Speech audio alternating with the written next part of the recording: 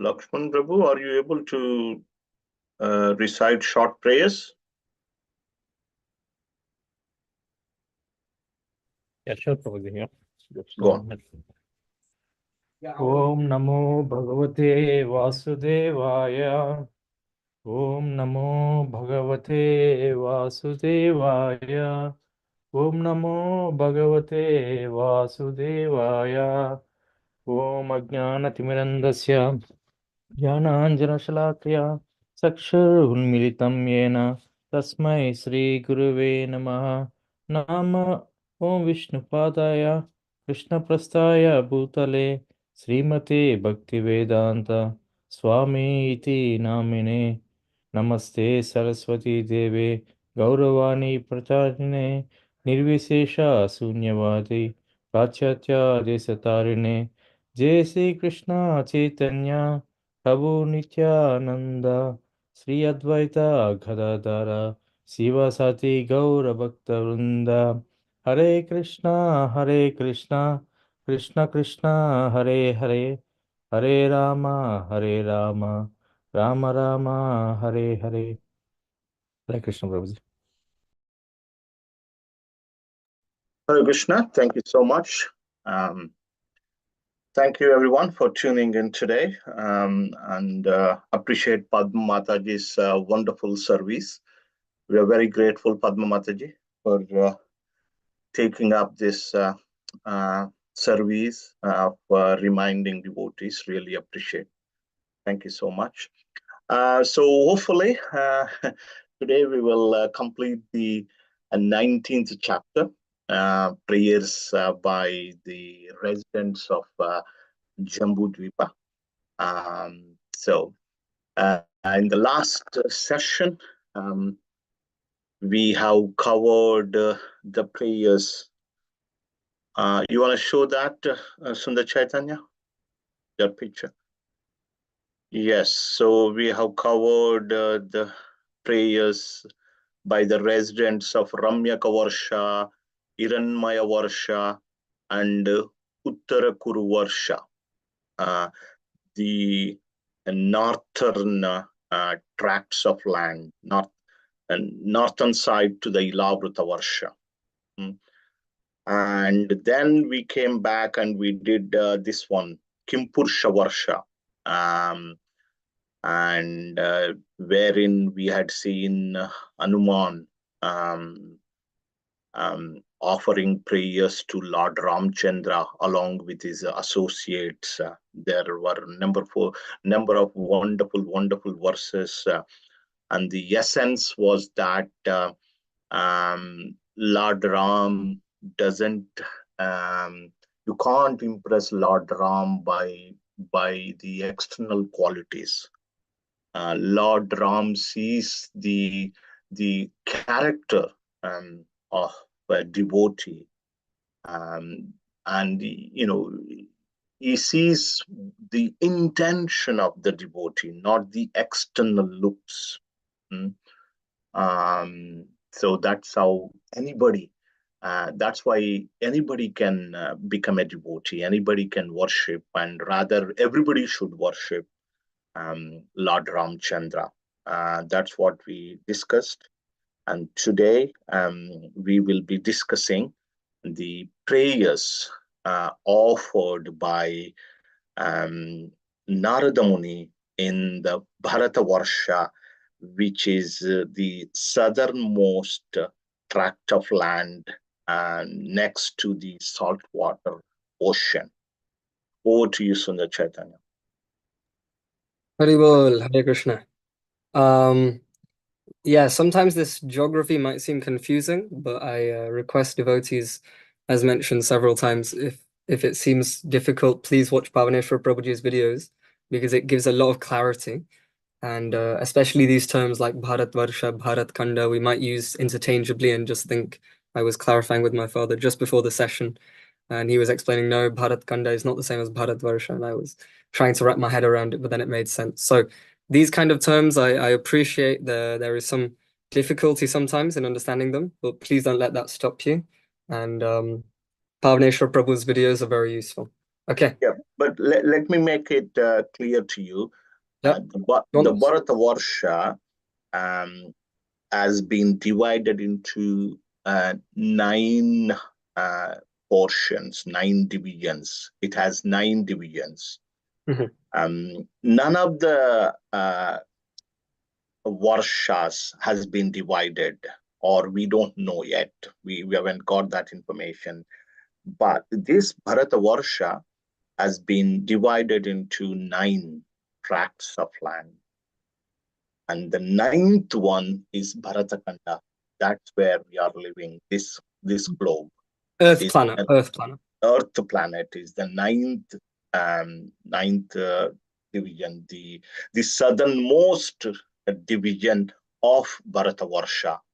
And there are other 8 divisions of Bharatavarsha which we do not have access to it now.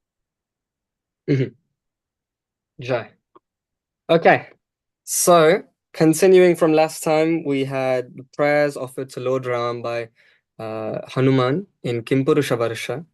Now we are moving on to the prayers offered by Narad Muni to Naranarayan at in Bharata Varsha.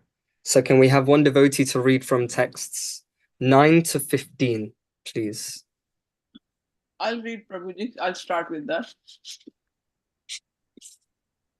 Text 9. Shukdev Goswami continued, the glories of the Supreme Personality of Godhead are inconceivable.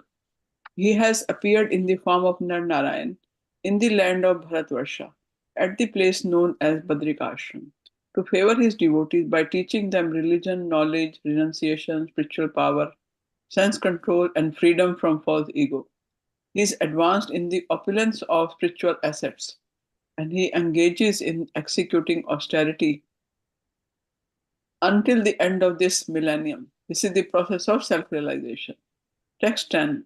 In his own book known as Narad Pancharatra, Bhagwan Narad has very vividly described how to work to achieve the ultimate goal of life, devotion, through knowledge and through execution of the mystic yoga system.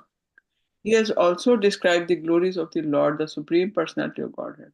The great sage Narada instructed the tenets of this transcendental literature to Shravani Manu in order to teach those inhabitants of Bharatvarsha who strictly follow the principles of Varnashram Dharma, how to achieve the devotional service of the Lord.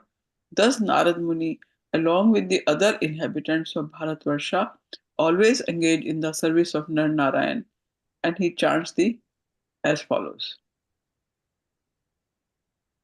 Text 11. Let me offer respectful obeisances unto Narayana, the best of all saintly persons, the Supreme Personality of Godhead. He is the most self-controlled and self-realized. He is free from false prestige. He is the asset of persons who have no material possessions.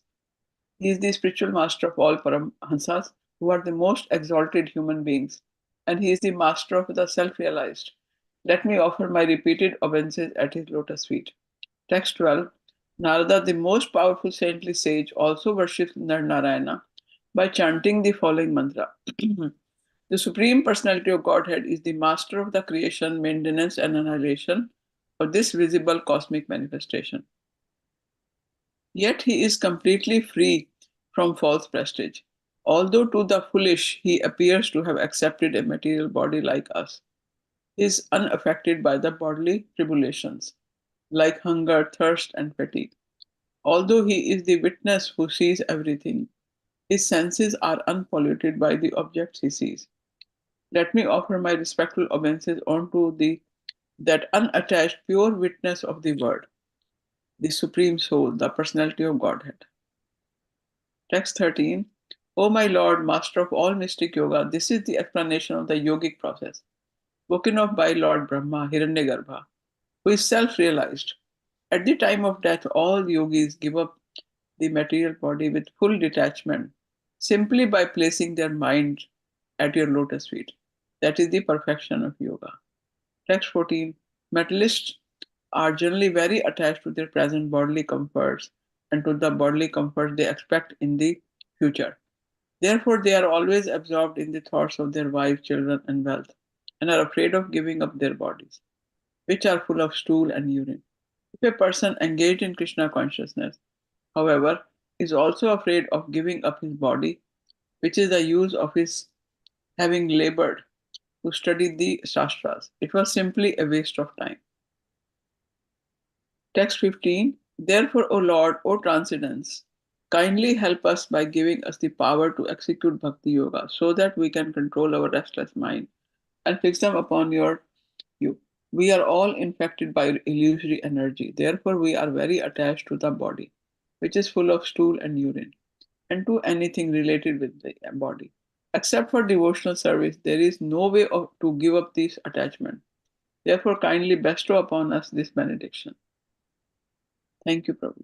Hare Thank you, Krishna. Mataji. Hare Krishna. So these are very beautiful verses offered by Narad Muni to Naranarayan, the Supreme Personality of Godhead, who is present in this form in Bharatvarsha. And Narad Muni glorifies in texts 11 and 12 the very beautiful glories of the Lord. He's free from false prestige. He's the asset of persons who have no material positions. He's the spiritual master of all Paramhamsas. And in text 12, very beautifully is described that the Supreme Lord, he is, although completely aware of everything and present everywhere, he's also aloof. So it mirrors sometimes, you can see the beginning of the 9th chapter of the Bhagavad Gita. He is the supreme witness of everything.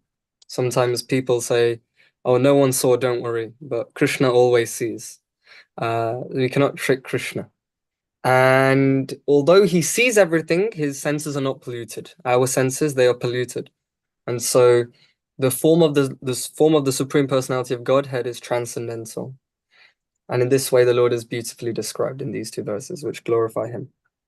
And then coming on to lessons that we can learn, the 13th and 14th verses are very nice because they share that at the time of death, the yogi gives up this body in a mood of detachment. But sometimes this detachment, this concept comes up a lot. How do we cultivate detachment? By attaching ourselves to your lotus feet. Bhakti and myself, we have become extremely attached to one bhajan, which exclusively glorifies the lotus feet of the Lord. Ekona bhujinu prabhu. In that it's mentioned that it's by serving this lotus feet of the Supreme Lord, Mother Lakshmi's austerity became fulfilled. It's by meditating on the lotus feet of the Lord that Narad Muni was able to see him in his meditation. It's by serving the lotus feet of the Lord that Lord Brahma was able to carry out the difficulty of creation. So in other words, it's actually this which is the perfection of our life. Our life is perfected when we place our minds at the lotus feet of the Lord. You don't have to go and cultivate any separate detachment. And finally, again, the 14th verse is just saying the materialist is afraid of death. Devotee is not afraid of death because devotee knows that they are going back to the Supreme Lord. And we have to come to that realization in our life that death is a fact of life. And once we accept that, we will make serious advancement. And the 15th verse, it's a very nice verse because it has this point. Except for devotional service, there is no way to give up this attachment. Therefore, kindly bestow upon us this benediction. So the way to actually become free from all anxiety and all contamination of material illusion and bodily attachment is not by artificially pretending that, I'm not attached, so this happens, I'm not. No, that's not the way. The way we develop detachment is by doing devotional service. And so when you do devotional service, you attach yourself to the higher taste, and in that way you give up the lower taste. And this is the ultimate benediction that Narad Muni is asking. And so verses 13, 14, and 15, they tell us that we should attach ourselves to devotional service of the Supreme Personality of Godhead in order to detach ourselves from this material world. Is there anything you'd like to add? Yeah, it is interesting to know that Narada is instructing some of these teachings to eighth Manu. Actually, his name is Savarni. mentioned here, Savarni Manu. Okay, yeah. Currently, we are in the 7th Manvantara, and the Manu name is Vaivasvata. Vaivasvata Manu is the 7th Manu, but the next Manu, it looks like he's already taken birth and he's already receiving these teachings from Narada Muni. Sarvani Manu is the 8th Manu. So, yeah, that is interesting to know. Thank you. Jai. Okay, so the next verse is Padma Mataji, I see your hand is up. Do not worry, I will choose you afterwards. I will read the next verses myself because there are far too many Sanskrit words, and I just want to skip through it.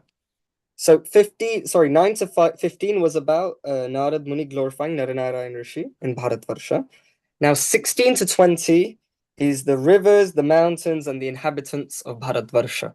So it's going through an elaborate description. Some of these names will remind you of different pastimes, but we won't spend too much time here. Text 16. In the tract of land known as Bharatvarsha, as in Ilavrita Varsha, there are many mountains and rivers. Some of the mountains are known as Malaya, Mangalaprashta, Mainaka, Trikuta, Rishabha, Kutaka, Kolata, Sahya, Devagiri, Rishamukha, Sri Shaila, Venkata, Mahendra, Varidhara, Vindhya, Shuktiman, Rikshagiri, Pariyatra, Drona, Chitrakuta, Govardhana, Raivataka, Kakubha, Nila, Gokamukha, Indrakila, and Kamagiri. Besides these, there are many other hills with many large and small rivers flowing from their slopes. Text 17 to 18. Two of the rivers, the Brahmaputra and the Shona, are called Nadhas, or main rivers. There are other great rivers. These are other great rivers that are very prominent. Chandravasa, Tamraparni, Avatodha, Kritamala, Vaihayasi, Kaveri, Veni, Payasvini, Sharkaravarta, Tungabhadra, Krishnavenya, Bhimarati, Godavari, Nirvindhya, Payoshani, Tapi, Reva, Surasa, Narmada, Charmanvati, Mahanadhi, Vedasmriti, Rishikulya, Trisama, Kaushaki, Mandakini, Yamuna, Saraswati, Drishadvati, Gomati, Sarayu, Rodasvati, Saptavati, Sushoma, Shattadru, Chandrabhagha, Marudvridha, Vitasa, Asikni, Vishwa. The inhabitants of Bharatvarsha are purified because they always remember these rivers. Unlike me, I can't remember any of them. Sometimes they chant the names of these rivers as mantras, and sometimes they go directly to the rivers to touch them and bathe in them. Thus, the inhabitants of Bharatvarsha become purified. Text 19. The people who take birth in this tract of land are divided according to the qualities of material nature, the modes of goodness, sattvaguna, passion, rajoguna, and ignorance, tamoguna. Some of them are born as exalted personalities, some are ordinary human beings, and some are extremely abominable. For in Bharatvarsha, one takes birth exactly according to one's past karma. If one's position is ascertained by a bona fide spiritual master, and one is properly trained to engage in the service of Lord Vishnu, according to the four social divisions, Brahmana, Kshatriya, Vaishya, Shudra, and the four spiritual divisions, Brahmachari, Grihastha, Vanaprastha, Sannyas, one's life becomes perfect. After many, many births, when the results of one's pious activities mature, one gets an opportunity to associate with pure devotees. Then one is able to cut the knot of bondage to ignorance, which bound him because of varied fruitive activities. As a result of associating with devotees, one gradually renders service to Lord Vasudeva, who is transcendental, free from attachment to the material world, beyond the mind and words, and independent of everything else. That Bhakti Yoga, devotional service to Lord Vasudeva, is the real path of liberation. Hare Krishna. It's like a tongue twister. So yeah, these various mountains and rivers are mentioned in this section. And then it's explained in verse number 19 that the people in Bharatvarsha are divided according to the three modes. Now, hopefully you're all familiar with the concept of these three modes. It's a very practical tool that Lord Krishna has provided us to understand what happens, how we act. But it's very clear that in Bharatvarsha there are these divisions. Goodness, passion, and ignorance. Goodness means the rational, stable, peaceful person. Passion means full of desire and longing, very materially driven. And ignorance means very lazy and lethargic. And these different personalities, they will have different qualities, and they will have different destinations, which is all explained in the Bhagavad Gita. And so these modes, they are responsible for determining where we will go. So therefore we should act in a way that takes us at least minimum to the mode of goodness. But then it's explained very clearly that ultimately the purpose of the modes, the purpose of Varnashram, is meant for us to engage in the service of the Supreme Personality of Godhead. Because in this way we can actually become perfect. And so the idea of the differences of modes and the engagement in devotional service is given here.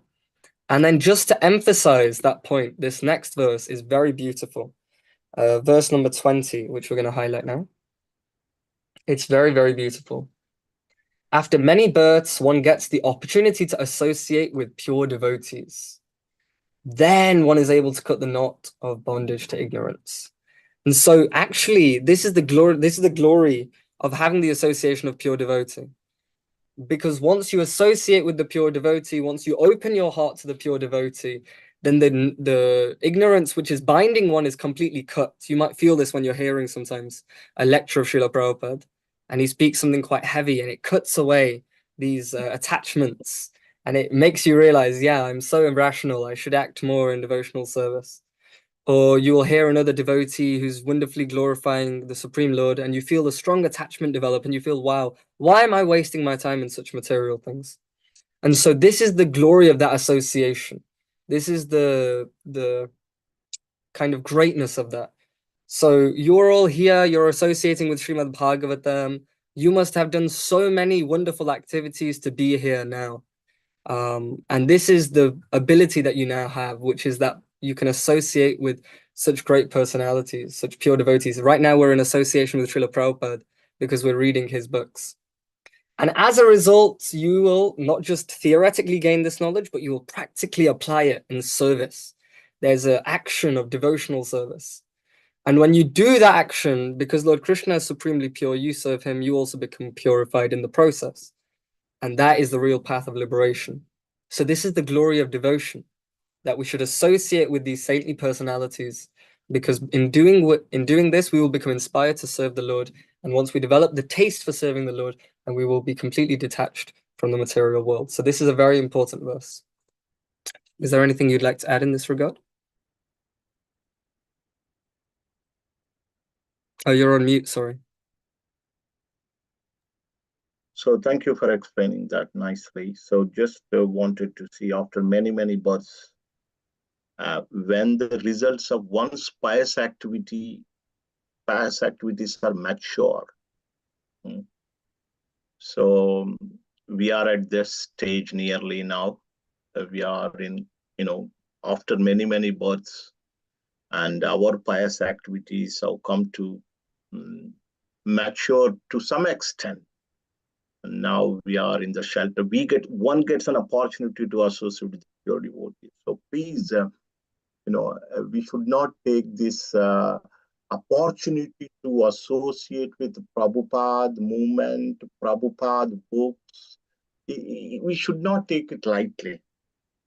It tells us that, we have done so much, some or other, some pious activity, and that has become mature now after many births. So we have to use this opportunity properly, and we don't want to just take lightly this wonderful opportunity and then go back to the cycle again, do the same things again and again.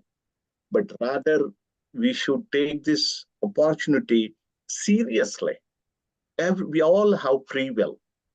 And then, just we need to come out of that little comfort zone, little effort, little more effort, and take full advantage of it. We have come to the lotus feet of Srila Prabhupada movement. Take full advantage of it. That's one point I just wanted to highlight. Thank you. Yeah, I mean, we hear so many times, right, the importance of sadhu sangha. Out of the 64 items of devotional service, 5 are very prominent, and it begins with sadhu sangha. Because when you have the association of devotees, let me just put it this way. Let's say you have no other qualities of devotion, okay? You don't have a taste for chanting, you don't have a taste for reading, you don't have a taste for deity worship, you don't have a method of cultivating the home and the spiritual atmosphere, but you have association, right? You have fill everything. life with devotees, then everything else will manifest, Yeah. right? So let's say you don't have any of this thing. You spend some time, okay, this devotee is very nicely reading the Shastra. Wow, maybe I should do that as well. This devotee is chanting nicely. Wow, I will do that as well. This devotee is waking up in the morning. Oh, I should do this as well. Just by association with devotees, all other good qualities of devotion are born. You are naturally inspired to do it.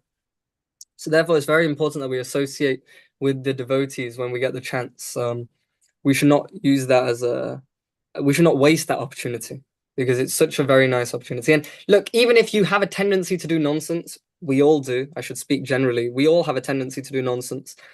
But you will see that when you're in an environment where there's devotees, you don't have a room to engage in Maya. There is no option, actually. You have just the ability to engage in devotional service, and you will see that your life transforms in this way. Look at all these hippies. Did they have a taste for chanting? Did they have a taste for reading? Did they have a desire to worship the deities? They didn't have any of this. What did they do? I like Prabhupada. This person, he's so nice. He's so sweet. I really like him. I'm going to listen to what he says. That's all they did. And then from hippies into gurus, into acharyas, this is the transformation that was created. And so you can see, actually, this is the glories of the association of the devotees and the beauty of devotion. And then this way we can remember. So please note down verse number 20. It's a very beautiful verse, very inspiring verse. Okay, we'll move on to the next section, which will be the section that we're going to primarily focus on today. Padma Mataji, please can you read verses 21 to 28, where the demigods glorify Bharatvarsha. Padma Mataji? Are you there? You are muted, looks like. Hare Krishna Prabhuji. Can you hear me? Yeah. Yes, we can hear you now, Mataji, yes. 21 to 28, Mataji. Yes, Prabhuji. Thank you. Text 21. Since the human form of life is a sublime position for spiritual realization, all the demigods in the heavens speak in this way. How wonderful it is for these human beings to have been born in the land of Bharatavarsha. They must have executed pious acts of austerity in the past, or the Supreme Personality of Godhead himself must have been pleased with them. Otherwise, how could they engage in devotional service in so many ways? We demigods can only aspire to achieve human births in Bharatavarsha to execute devotional service, but these human beings are already engaged there. Text 22. The demigods continue. After performing the very difficult tasks of executing Vedic ritualistic sacrifices, undergoing austerities, observing vows, and giving charity, we have achieved this position as inhabitants of the heavenly planets. But what is the value of this achievement? Here, we are certainly very engaged in material sense gratification, and therefore we can hardly remember the lotus feet of Lord Narayana. Indeed, because of our excessive sense gratification, we have almost forgotten his lotus feet. Text 23. A short life in the land of Bharatavarsha is preferable to a life achieved in Brahmaloka for millions and billions of years, because even if one is elevated to Brahmaloka, he must return to repeated birth and deaths. Although life in Bharatavarsha in a lower planetary system is very short, one who lives there can elevate himself to full Krishna consciousness and achieve the highest perfection, even in this short life, but fully surrendering unto the lotus feet of the Lord. Thus, one attains Vaikuntha Loka, where there is neither anxiety nor repeated birth in a material body. Text 24.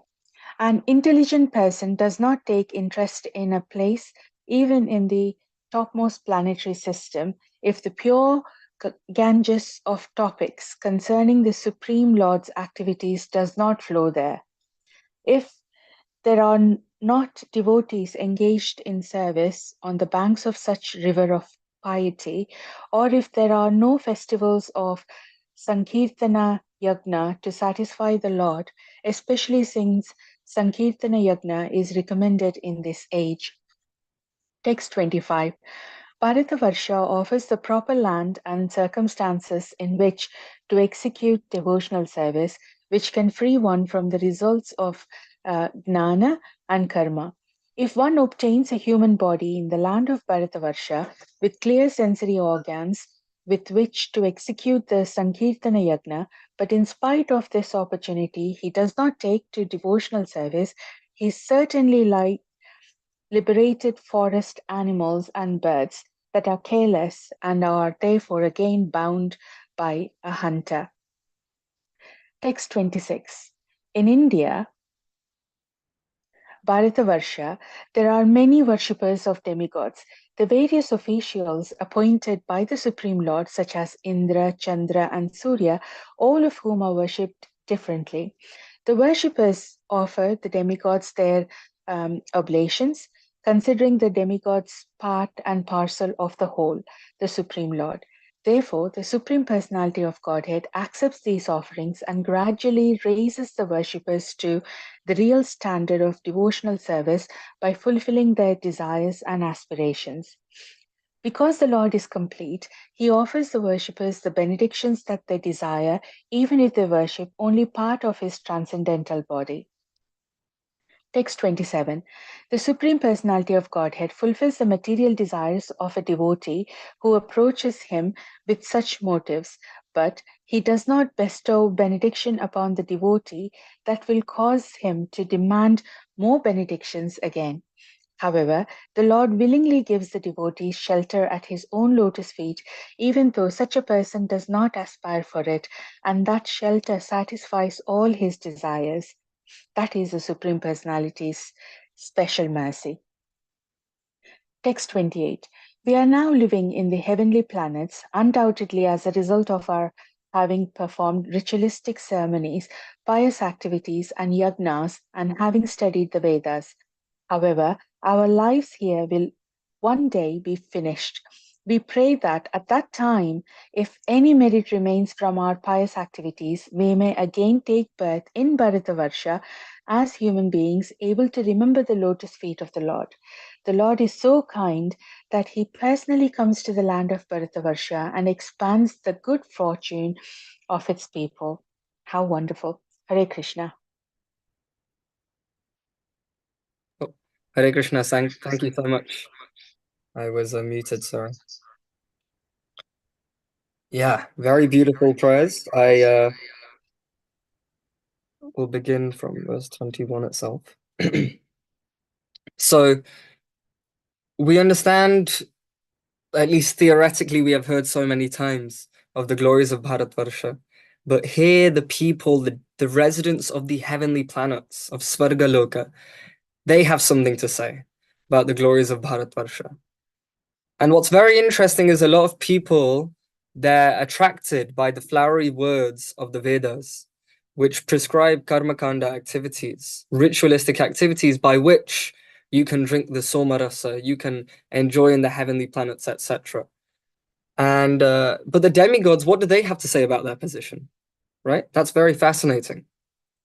The demigods say, after performing such difficulties, we've finally achieved the heavenly planets. Okay, we're here now. But what is the value of this achievement? Okay, this is a shock. What do you mean? What is the value of this achievement? Here we are certainly engaged in material sense gratification, and therefore we can hardly remember the lotus feet of Lord Narayan. So the problem there in the heavenly planets is that material life is so good. It's too good. Why would you think of Krishna? And so then you actually forget the Lord.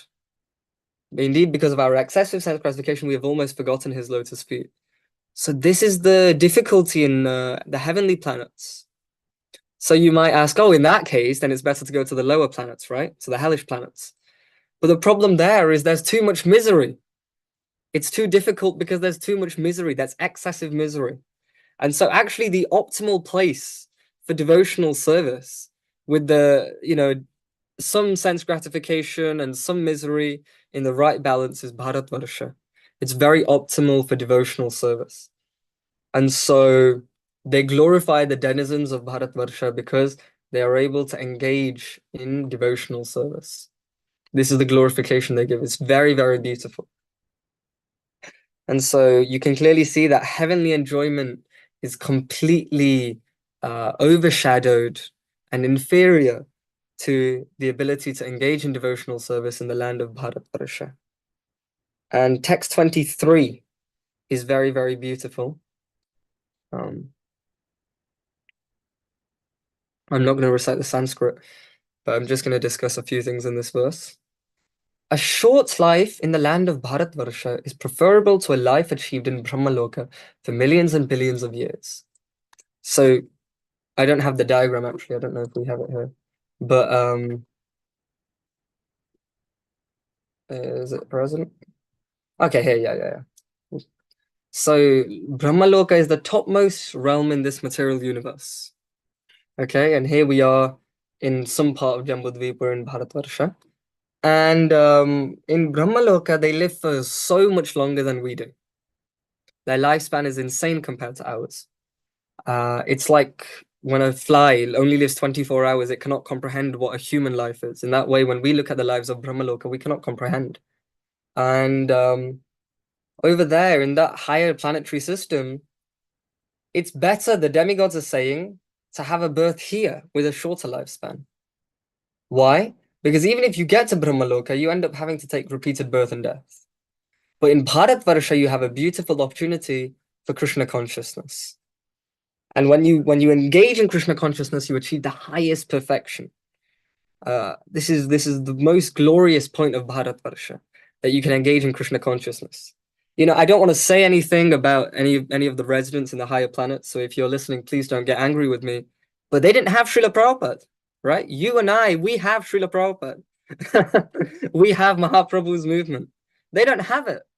They are constantly desiring, it's explained in the Shastras, that the demigods are desiring, oh, how wonderful is the incarnation of Mahaprabhu, the most munificent manifestation of the Supreme Lord. He's preaching, he's actively engaging in bringing everyone back under his shelter. I wish that I could take birth in this land. So we often look back and we think, oh, I'm in this material world, Prabhu Dukkalayam Ashashvatam, it's too much misery. Why do I have this misery? But actually look at the Devatas. They're saying, thank God you have that misery. We don't have that. We're forgetting Krishna all the time. We're struggling to remember Krishna. Some people will say, oh no, I'm so upset that we're in Kali Yuga. I wish we were in Satya Yuga. It would have been nicer. No, but in Kali Yuga, the residents of the other yugas, what are they saying? They're saying, please give me birth in Kali so that I can engage in the chanting process, which is the easiest way of perfecting my existence. So this is actually, we've hit the jackpot, but we don't know it's the jackpot. And so we think, oh, it's okay, it's fine. And we don't take it seriously. But we are in a position that is wanted by the demigods. The demigods are demanding your position, Shama Shriji Mataji. The demigods are demanding your position, Lakshman Prabhu. They're looking at you, they're thinking, oh, Lakshman Prabhu, he's able to engage in devotion. How nice is that? Well, he's connected to ISKCON Manchester. I wish I had that. They are looking at you and they're thinking, wow, what is your position? We don't realize that we have been given such a facility. It's very important that we keep this in mind. And Prabhupada quotes this verse in several of the purports. I think he quotes it several times because it's such an important point. This point here, Bharata bhumite haila manushya janmayara janmat sartaka kari kara paropakara. One who has taken birth as a human being in the land of Bharatvarsha should make his life successful and work for the benefit of all people. Janma sartaka kari, perfect our own existence by engaging in devotional service. Kara para upakara, and give that to others as well, so that the whole of the world can be benefited in this way. So please take seriously the position of being a devotee in the land of Bharatvarsha. Anything you want to add in this regard? Okay. We'll read this verse. Text 24, very beautiful. This is the same tune as Karpanya Dhosho from Bhagavad Gita 2.7.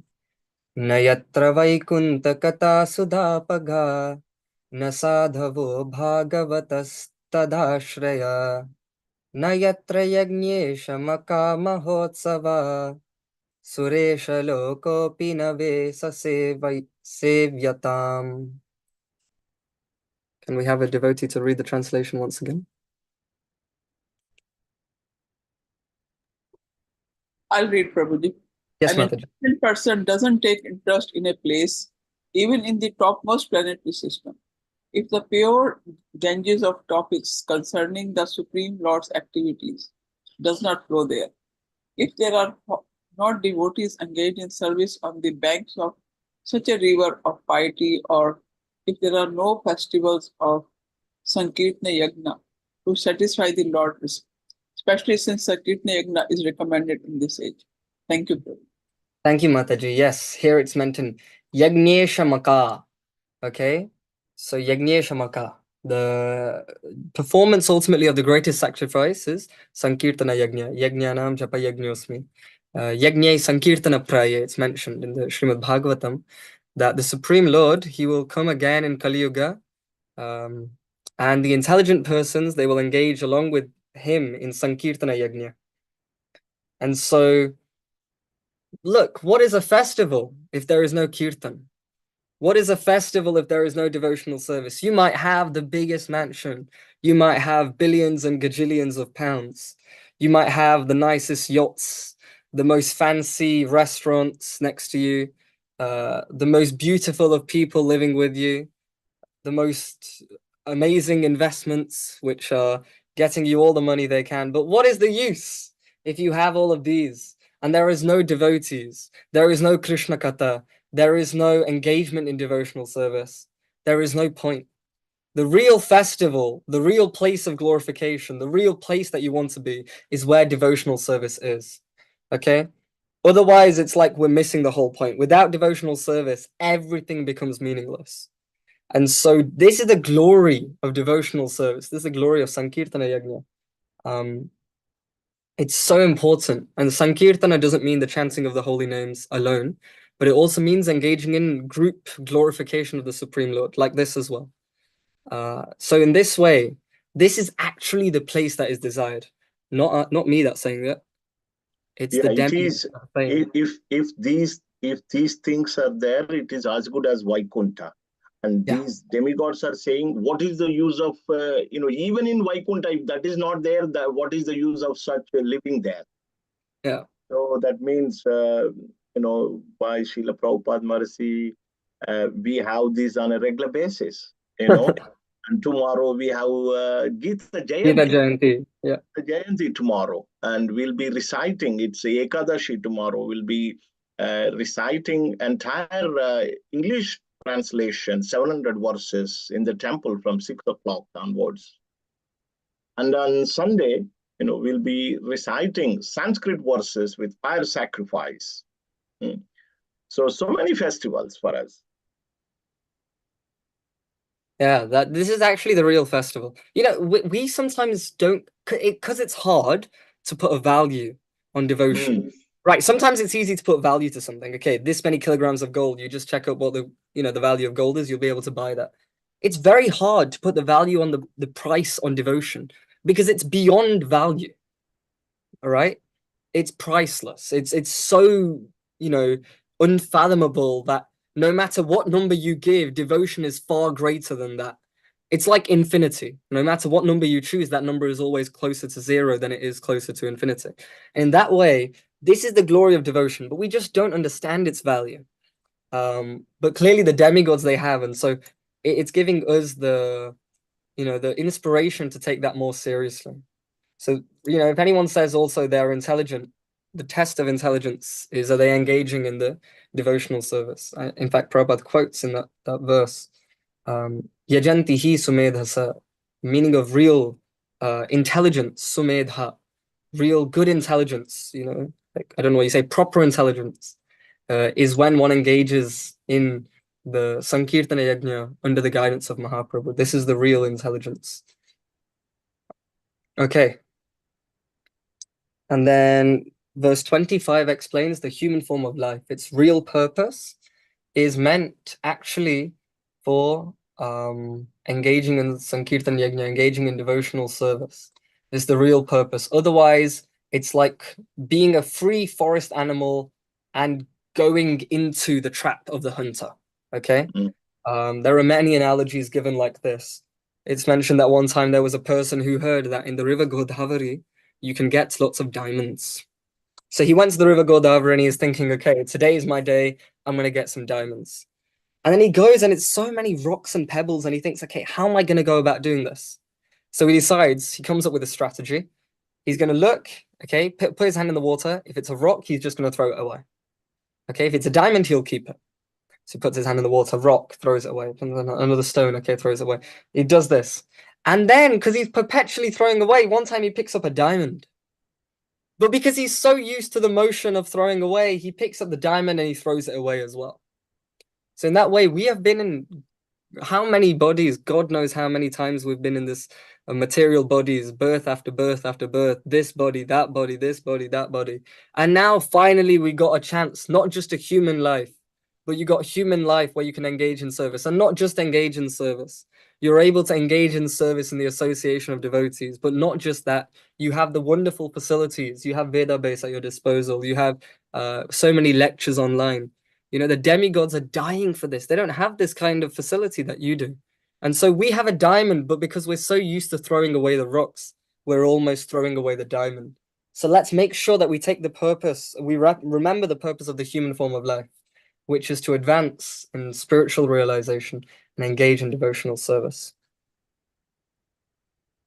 Do you want to say anything about these next coming verses?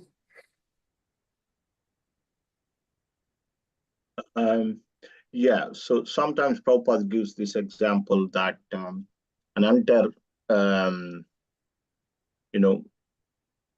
after capturing, animal like parrot, he puts in a cage, and once he takes the cage to a nice green park, and he opens the cage, and the bird goes and flies around, has very good time, and then it has that free will and that opportunity to completely fly away and stay in the forest forever.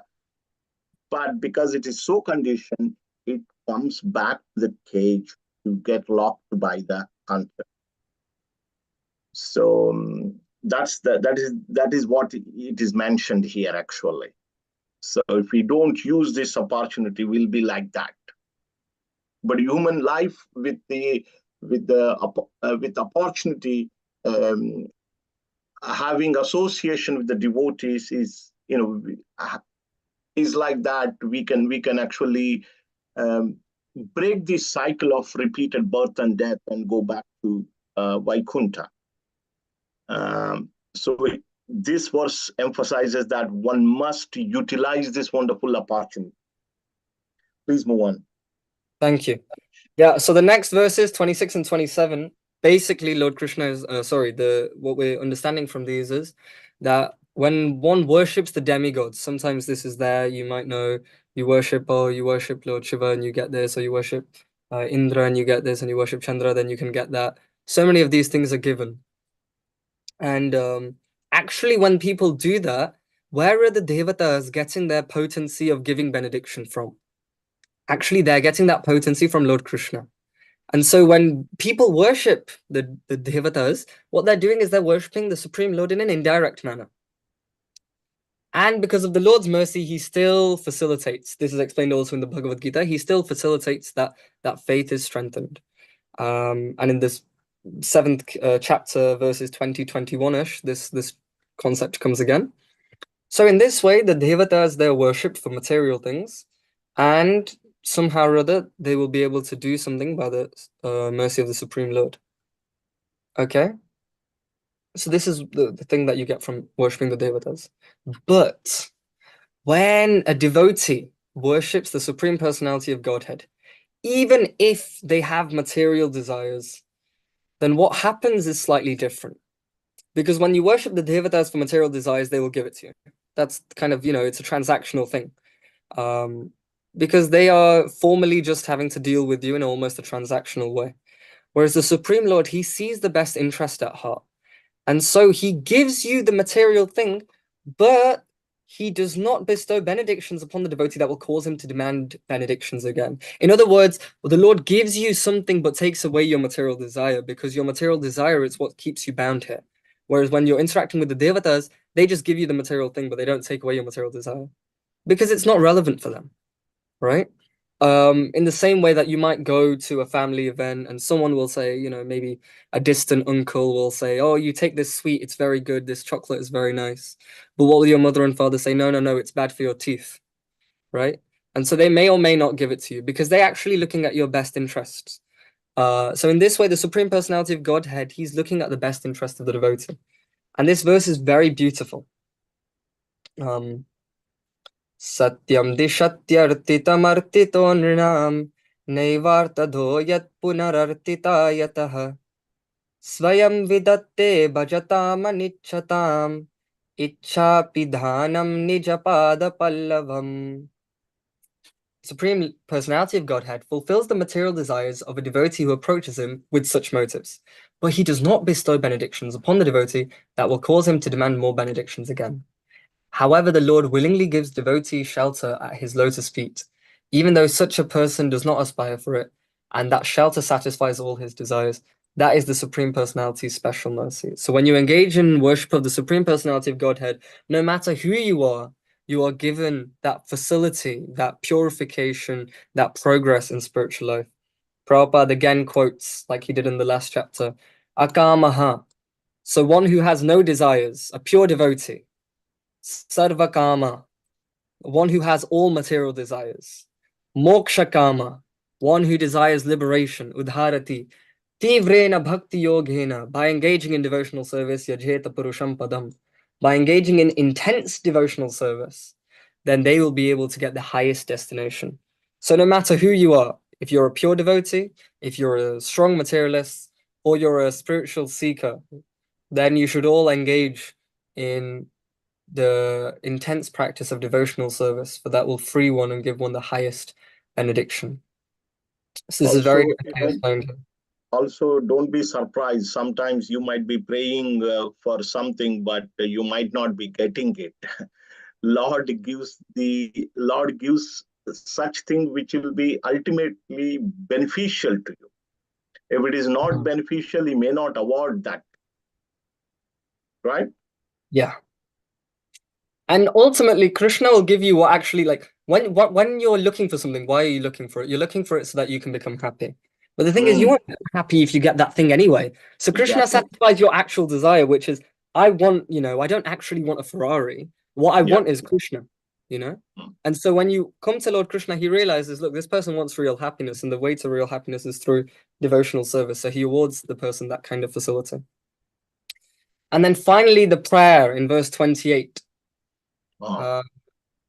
However, our lives here will one day be finished. Once the pious credit runs out, they have to again fall back to this demigods. The demigods, they have to again fall back. So they are offering this prayer. Our lives here will one day be finished. We pray that at that time, if any merit remains from our pious activities, we may again take birth in Bharatvarsha as human beings, able to remember the lotus feet of the Lord. So this is their desire. That, look, it's very hard to engage in devotion here.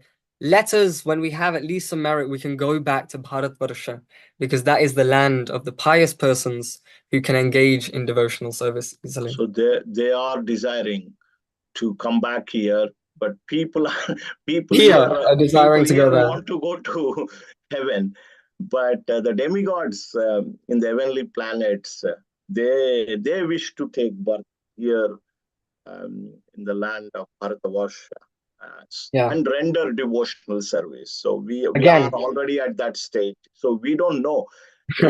Most of you must be demigods in the previous lives.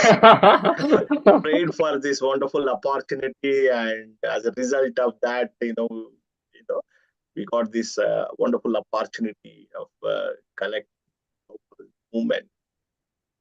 Sure. I was just going to say again, Srila Prabhupada quotes the same point, that our duty is to perfect our own life and then share this with others.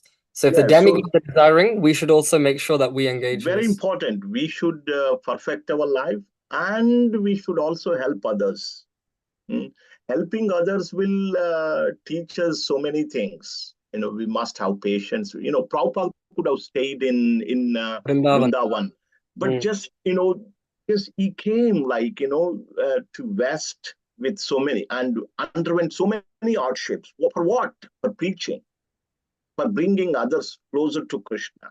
So preaching will help us to achieve all other qualities, patience, tolerance, etc., will be developed. Okay, so now we will final section. Final section. 31. It's just descriptions of islands Who around. Would be willing to read just a couple of things? Lakshman Prabhu, Jai Ho. Hare Krishna Prabhu. Text 29 to 30. Sri Sukadeva Goswami said, "My dear king, in the opinion of some learned scholars, 8 smaller islands surrounds Jambudvipa. When sons of Maharaja Sagara were searching all over the world for their lost horse, they dug up the earth, and in the way 8 adjoining islands came into existence. The names of these islands are Swarna Prastha, Chandrasukla, Avartana, Ramanka, Mandara Harina, Panchajanya, Simhala, and Lanka." Text 31. My dear King Parikshit, O best of the descendants of Bharata Maharaja, I have thus described to you, as I myself have been instructed, the island of Bharatavarsha and its adjoining islands. There are the islands that constitute Jambudvipa. Thank you. So let me just bring up this picture. I will just finish this in less than 1 minute. Some interesting facts if you stay back here. So this is Jambudvipa, we know that. There are 7 islands, right? 7 islands like this, and the center. In the center we have Jambudvipa, and surrounding Jambudvipa we have saltwater ocean, right? So saltwater ocean, and so surrounding Jambudvipa we have saltwater ocean. So you know the story of this Sagara. It comes in the 9th canto of Srimad Bhagavatam. 9th canto also, it comes in Ramayana. So that time Indra, actually the Sagara was performing horse sacrifices. And whenever someone performs horse sacrifices, Indra is very, very, very much worried for his position. Because if one performs 100 sacrifices, according to Vedic injunction, that person will replace Indra or become Indra. So he stole the horse and he hid it in the lower planetary system where Kapila Maharishi was there, Kapil Dev, Devahuti's father, if you remember. So what the sons of Sagara, what they did, this Jambudvipa, they dug it up. So when they dug it up,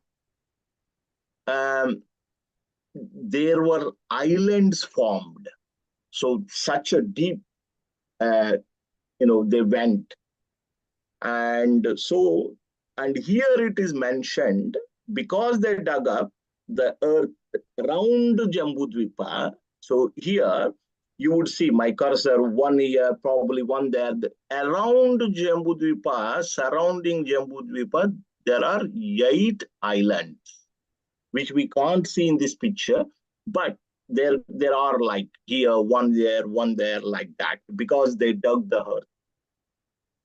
We do not have access to, what to speak of. Actually, we don't have access to anything now. So we don't have access to these islands. And if you see this, there are two names which are very, very familiar. One says Lanka. And I was hearing, yeah, I was hearing that actually Vibhishan currently lives there in that Lanka. The Sri Lanka is a prototype of this Lanka, which we do not have access to it. And Vibhishan is still living there in that Lanka. And you see another famous one is Ramanaka. Anybody remembers this island's name? It comes in the Srimad Bhagavatam, 10th canto, in the story of Kaliya. After Krishna chastised Kaliya, he did not kill Kaliya. Although the Kaliya snake poisoned the Yamuna water, it did not kill, because Kaliya's wives were devotees of the Lord and they prayed for his rescue. So Krishna instructed, after chastising him, go and live in this island known as Ramanaka. So this is another island. So we don't have access to the saltwater ocean now, because if we have access to the saltwater ocean, we can go to all the other parts of Jambudvipa. We don't have access to it. So I thought I would mention this Lanka is where Vibhishan is still living. And Vibhishan will rule it for such a long time, or whatever end of Brahma Day, I don't know. Yeah, so I know Purna Mataji would ask a question on this. So go ahead, Purna Mataji. Hare Krishna, Prabhuji, thank you. Vibhishan living there, because, I was just curious to know, like, we have those Chiranjeevis, Yes. Vibhishan, one of them. Yes. So I was thinking, would the Chiranjeevis be living in Bharatvarsha, or, so for example, Hanumanji is, one of them. So would he be living in Kim Purusha Varsha, or would he be living in Bharatvarsha? I just curious. I don't know. What's your question? I really did. There's different Chiranjeevis, right? Like Vibhishan. Yes. Yeah. Do they live on Bharatvarsha, on Kimpurusha Varsha? Like Hanuman where is Hanuman? Like where are all the Chiranjeevis? Chiranjeevi means what? Chiranjeevi means they live until the time of, Lord Brahma's, basically, Yeah. So they live the same length of Lord Brahma, basically, right? So they She's asking for the location. Location, they can be anywhere. We said that Ashwatthama is still there as well, right? So they can be anywhere. Hanuman is on the Kimpurusha planet, Kimpurusha Varsha, next to Bharata Varsha. And Vibhishan, we mentioned, is Lanka, is a separate island. They can stay anywhere. Do you have anything to add, Sundar Chaitanya? No. Okay. No, I wanted to add the real Chiranjeevi is the one that engages in devotional service, because these Chiranjeevis, although they are eternal, they are only eternally present until the annihilation of this universe. Whereas those who engage in devotion, they are eternally in the Nitya Leela, Aprakata Leela of Lord Krishna in the spiritual world. That's the only add in. Vibhishan is still ruling, and he is the king. We know that after Rama killing Ravana, then he enthroned Vibhishan, and that is where, in that Lanka, Vibhishan is living. Okay, so summarize, Sundar Chaitanya. So you might think, how am I going to summarize? Are you thinking that? Can you summarize in 2 minutes? Yeah. Can you see my screen? Wow. Yeah. You can see or no? Yes. Yes. Okay. So these are my notes when preparing. So in this 19th chapter, we had last time the prayers offered to Lord Ram by Hanuman. We explained that Lord Ram does not see the externals, but is pleased by a little service, actually, if one carries out. Then we had the prayers offered to Naranarayan by Narad Muni, and he again concluded that the devotees perfect their lives by devotional service, and that you should please bestow benediction of devotional service onto your lotus feet. Then we had the descriptions of the mountains. Maybe you can see my illustrations here as well. As you can tell, maybe I did not do very well in art at GCSE. So there's the mountains, there's the rivers, but the conclusion again of that section in verse 20 is the power of devotee association. In other words, the glories of devotional service. Then we had the demigods glorifying Bharatvarsha. They explain that it's favorable for Krishna consciousness. In verse 22, that heavenly enjoyment is far less than devotional service in Bharatvarsha, and that it's even better than Brahmaloka because of devotional service. And no devotional service means actually everything is useless. The real festival, the real place to be, the real Vaikuntha is the place of devotion. The purpose of the human form of life is to do devotional service and to give it to others. We should utilize our human form of life properly.